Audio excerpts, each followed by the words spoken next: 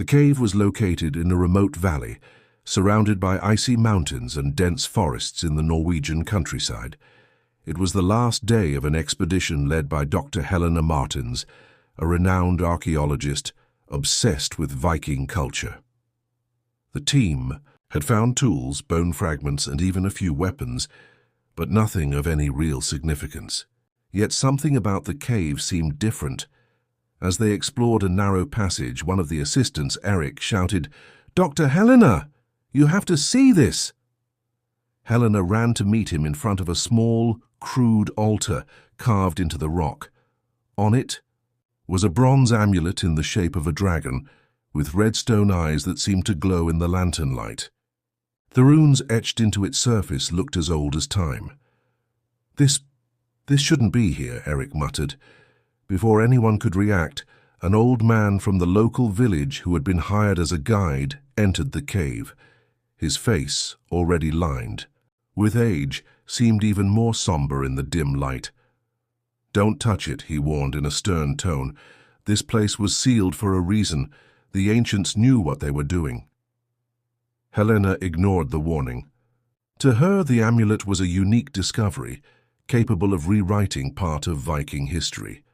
She carefully picked it up with gloves and placed it in a sealed container. "It's just an artifact, sir. We'll take it for analysis. Thank you for your concern." The old man shook his head in frustration. Before leaving the cave, he said, "You've brought evil into the world." That night, back in the makeshift laboratory set up at the base of the mountain, the researchers celebrated the discovery. However, Helena couldn't relax. She felt a strange weight on her chest as if something was watching her. As she analyzed the amulet alone, she began to hear a distant sound like a whisper. At first, she thought it was just the wind, but the sound seemed to form words in an unknown language. The sudden silence in the room was even more disturbing. The air seemed to have grown colder. Suddenly, the light flickered, and Helena saw for a brief moment the shadow of a huge man in ancient robes and a flaming sword. He disappeared as quickly as he had appeared, but left a sense of dread that paralyzed her. That night, Helena had a terrible dream. She was in a bloody battle, surrounded by dead Viking warriors. In the center of the field, a man with red eyes held the amulet. He whispered something that Helena could not understand, but the word Fafnir echoed in her mind. When she woke up, in a cold sweat, she realized that the amulet was now in the center of the analysis table, even though she had been sure that she had put it in the safe before going to sleep. The death of Thomas, one of the researchers on the team, had deeply shaken everyone in the lab. He was found on the floor, eyes wide, mouth open in a silent scream, as if he had seen something terrifying before his heart stopped. Initial tests indicated a heart attack, but the circumstances were disturbing. Thomas had never had any health problems, and the security cameras recorded something that no one could explain. In the footage, a dense, indistinct shadow passed across the walls moments before Thomas fell. It didn't look like a human or an animal, but something that seemed to emerge from the darkness itself. Dr. Helena Martins, haunted by the tragedy, decided to take the amulet to an expert in ancient runes, Professor Lars Eklund, who worked at Stockholm University. Lars was a renowned scholar, known for deciphering Viking texts decades ago. When he saw the artifact, his expression changed. Immediately, "This is unusual. These runes are different from those we find in traditional contexts. It seems more ritualistic," Lars said, studying the inscriptions with a magnifying glass. Meanwhile, Helena tried to ignore the strange events that continued to occur. Objects fell for no reason. Lights flickered, and she constantly felt that something was watching her through the laboratory windows. After hours of work, Lars revealed something that made Helena even more uneasy. These runes say something like, "He who defies the Guardian will face the wrath of the underworld." This is not just a historical piece, it is a seal. Seal. For what? Helena asked, feeling a chill run down her spine. Lars hesitated before answering. For something that the ancients considered too dangerous to be released. This amulet was not just an ornament. It was a symbol of protection and confinement. That night, as Lars continued his work, Helena was surprised by an even more disturbing dream. This time she was in a field covered in fog, where Viking corpses were scattered. In the center, the same man from the previous dream held the amulet. He was no longer just human. His skin was scaly and his eyes glowed like embers. He spoke again, and this time Helena could understand. "You opened the door." Helena woke up gasping, with a sense of urgency. When she went to check on the amulet in the lab, she found Lars visibly disturbed. He had translated another part of the runes. "They talk about a portal," Lars said, his voice shaking. "This amulet not only imprisons something, but it is also the key to a portal to the underworld." Before they could decide what to do, the lights in the lab suddenly went out. Absolute silence fell over the room, broken only by the sound of an object falling to the floor. When the power came back on, the amulet was no longer on the table. It was now on the floor, and a red crack was running through its surface as if something was trying to get out. Helena and Lars exchanged panicked glances. They knew that the danger was just beginning. After the crack in the amulet, the mood in the lab changed drastically. Tension hung in the air, and Helena and Lars felt that something was about to happen. They decided to consult the runes that Lars had translated once more, but when they tried to read them again, the inscriptions looked different, as if they had changed on their own. "That doesn't make sense," Lars said, narrowing his eyes. "The runes are changing. They now say the Guardian awakens when the key is broken." Helena felt a chill run down her spine. The crack in the amulet was no mere damage. It was the beginning of something much worse. Suddenly, the lab was filled with a low guttural sound like a distant roar. The floor shook slightly, and the lights began to flicker again. Lars, terrified, tried to pick up the amulet from the floor, but as soon as he touched it, an invisible energy threw him against the wall. He fell unconscious, and Helena rushed to help him.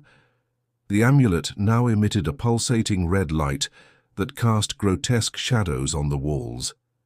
In the center of the lab, the floor began to slowly open, as if something were forcing its way out.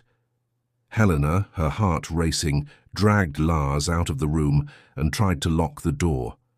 However, as soon as she closed the latch, she heard a loud, metallic sound, followed by a deep, frightening laugh.